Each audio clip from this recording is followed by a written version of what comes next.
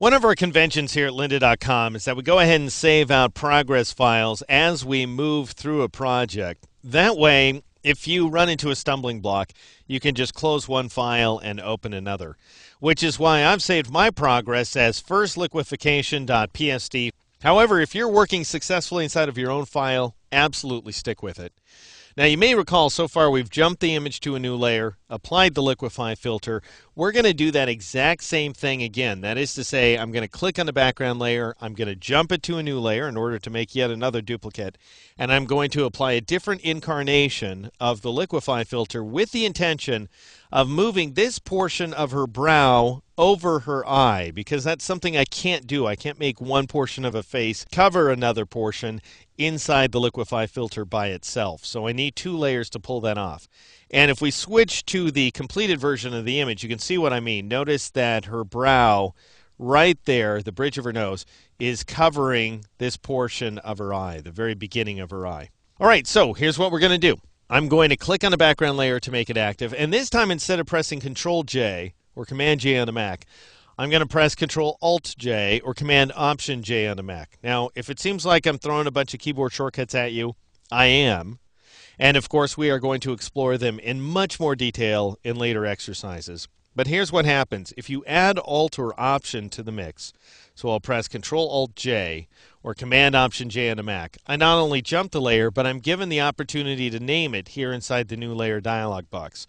So Alt or Option frequently forces the display of a dialog box or forces a dialog box that normally comes up on screen to remain hidden. So I'm going to go ahead and name this layer Brow and Nose, and then I'm going to click OK. So now I've created it and named it in one step. Next, I need to move brow and nose above liquefy eyes because that brow has to cover that eye. And I'm going to do that just by dragging the layer above liquefy eyes to the point that I can see a thick line right there, a thick horizontal line between liquefy eyes and face shadow. So just like this there. Then I drop it into place. And now the original image is in front. Now I'm going to go up to the filter menu. I'm going to choose the liquefy command or press Control-Shift-K, Command-Shift-K on the Mac to bring up the liquefy window.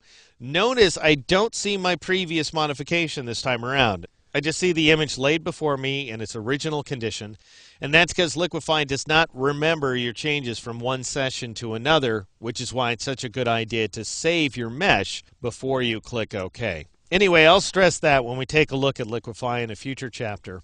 But right now I'm going to click on Load Mesh to load one that I've saved in advance, which is avatargirlnose.msh. Once again, click Open.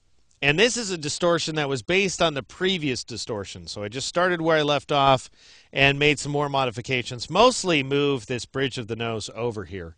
And you can see it's just squishing this eye. But once we get done erasing this layer, we'll erase down to the unsquished eye in the background. It'll work out great.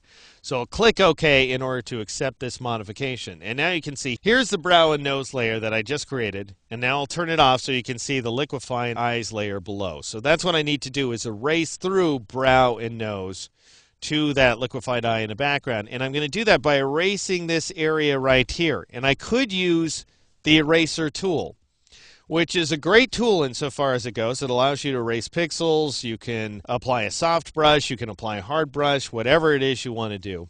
However, you do permanently erase those pixels. Now, you can always undo your modifications if you want to. You can backstep up to 20 steps inside of Photoshop by default. However, what if you erase your way through a layer, and then you close the image and save your changes, and then later you open the image back up and you look at the image and you wish you could retrieve those erased pixels?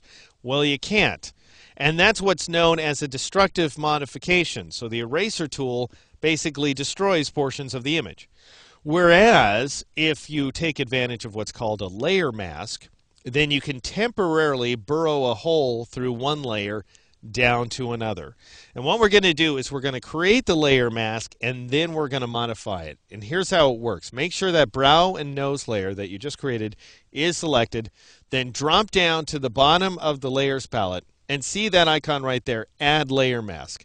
Now, if I click on it, I'm going to create a white layer mask that doesn't do anything to the image whatsoever. Notice the image looks just the same as it did a moment ago. White inside of a layer mask represents opacity. Black represents transparency. That means you can paint an image away using black, and then you can paint it back in using white, which means that the original pixels, which are right there, never go away. But what I want to do is I want to fill this mask with black, so we're starting with the layer transparent, and then we'll paint it in with white.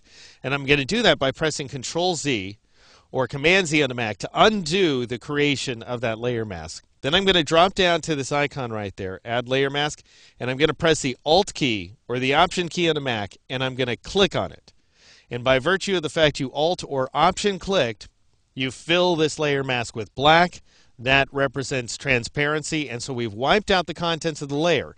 Now, of course, the layer's still there. All we need to do is paint it in using white, and that's something that we're going to do in the very next exercise.